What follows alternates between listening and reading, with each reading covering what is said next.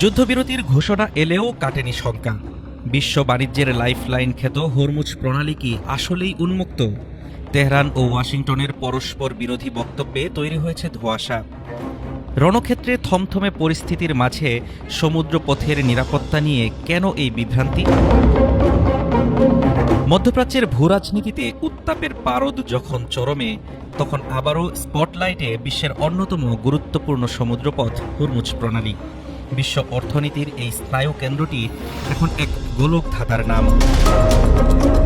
৯ April Iran এক চাঞ্চল্যকর ঘোষণায় জানায়, সমুদ্রপথে মাইনের উপস্থিতি এবং উচ্চতর সামরিক উত্তেজনার কারণে এই পথটি বর্তমানে অনিরাপদ। তেহরান স্পষ্টভাবে পরামর্শ দিয়েছে, ঝুঁকি এড়াতে বাণিজ্যিক জাহাজগুলোর উচিত বিকল্প রুট ব্যবহার করা। অথচ মুদ্রার উল্টো পিঠ বলছে ভিন্ন কথা।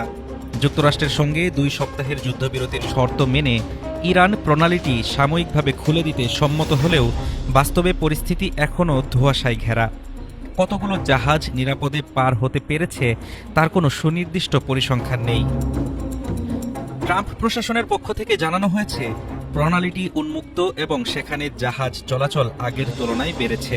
কিন্তু আন্তর্জাতিক শিপিং সংস্থাগুলোর ভাষ্য উদ্বেগজনক। তাদের মতে, ইরানের বিপ্লবী রক্ষী বাহিনী বা আইআরজিসি কড়া হুঁশিয়ারি দিয়ে রেখেছে, অনুমতি ছাড়া প্রবেশ করলেই নেওয়া হবে কঠোর ব্যবস্থা। ২ শক্তির এই দ্বিমুখী বার্তার মাঝে পড়ে দিশেহারা বাণিজ্যিক জাহাজগুলো। মাঝ সমুদ্রে চরম অনিশ্চয়তায় দিন কাটছে নাবিকদের।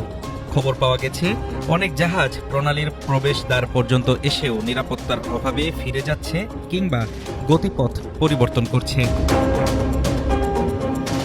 কেন এই জলপথ এত গুরুত্বপূর্ণ? উত্তরটা লুকিয়ে আছে পরিসংখ্যানে। বিশ্বের মোট চাহিদার প্রায় ২০% জ্বালানি তেল এই সরু পথ দিয়েই পরিবাহিত হয়। এখানে সামান্য অস্থিরতা মানেই বিশ্ববাজারে তেলের দামে আগুন লাগা।